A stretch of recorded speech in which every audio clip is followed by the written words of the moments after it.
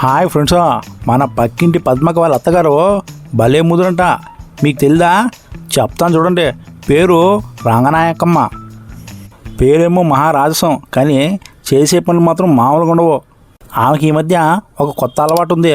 YouTube చూసి వంటలు నేర్చుకోవడం.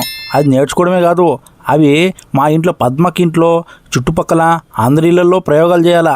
ఓ రోజు ఉదయం మా ఇంట్లో పాల ప్యాకెట్ కోయడానికి కత్తిరి తీసుకుంటుంటే డోర్ బెల్ మోగింది. తెరిచి చూస్తే రంగనాయకమ్మ ఒక పెద్ద స్టీల్ గిన్నెతో ప్రత్యక్షమైంది. ఏ రంగనాయకమ్మ, పొద్దున్నే ప్రత్యక్షమైనావు అని అడిగాను. ఆమె మొహమంతా నవ్వుతో, అయ్యో అన్నయ్య, యూట్యూబ్లో ఒక కిమ్చీ సూప్ చూశాను, అది టేస్ట్ చూసి చెప్పు అని నాకు ఇచ్చింది. కిమ్చీ సూపా అనగానే నేను భయంకరంగా వాసన వస్తుందేమో అనుకున్నా, కానీ వాసన రాలేదు. వింతగా అంతులో ఏదేదో తేలుతోంది. నా కళ్ళు గిర్రని తిరిగింది.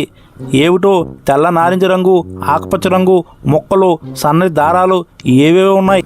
ఫ్రెండ్స్, నా మీద ఎంత గౌరవం అనుకొని ఒక స్పూను తీసుకుని నోట్లో పెట్టుకున్నా. వామ్మో, ఓరి నాయనో, నా నాలుక మీద ఒక అగ్నిపర్వతం బద్దలైనట్టు అనిపించింది. నాయనా, కారమే కారం బాబో. అక్కడి నుంచి లోపలికి పరిగెత్తాను. చూడండి, ఏమీ తెలియని నంగనాచమ్మలాగా, ఏమన్నయ్య బాగా కారంగా ఉందా? వాళ్ళు స్పైసీ అంటే నేను కొంచెం ఎక్కువ మిరపకాయలు వేసాను అంతే. మా పద్మక్క కూడా ఇదే చెప్పింది అని రంగనాయకమ్మ నవ్వడం మొదలుపెట్టింది. అప్పటికి నాకు అర్థమైంది, పద్మక్క కూడా ఈ కొరియన్ కిమ్చీ సూపు బాధితురాలే అని. ఓరి దేవుడా, రంగనాయకమ్మ ప్రయోగాలు అక్కడితో ఆగలేదు. మరుసటి రోజు జర్మన్ ఆలుగడ్డ స్నాక్స్, ఆ తరువాత ఫ్రెంచ్ చాక్లెట్ కేక్ అని ఆమె ప్రయోగాలు చేస్తూనే ఉంది. మేము రుచి చూస్తూనే ఉన్నాం. ఆసుపత్రికి వెళ్లకుండా దేవుణ్ణి ప్రార్థిస్తూనే ఉన్నాం. ఒకరోజు నేను, మా అమ్మ, పద్మక్క ముగ్గురు కూర్చొని మాట్లాడుకుంటున్నాం.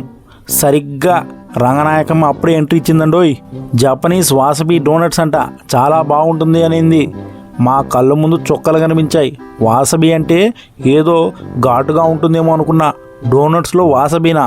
పద్మక్క ధైర్యం చేసి, అత్తయ్య, నిజంగా నువ్వు యూట్యూబ్లో ఏది చేస్తే అదే చేస్తావా అని అడిగింది.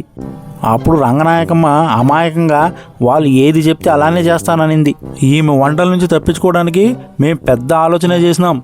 ఆమె ఫోన్లో కుకింగ్ ఛానల్స్కి బదులుగా భక్తి పాటలు వచ్చేట్టుగా చేశాం. అమ్మయ్య, బతికిపోయామనుకోగానే మళ్ళీ ఎంట్రీ ఇచ్చింది. దొరకకుండా పారిపోను రోయ్.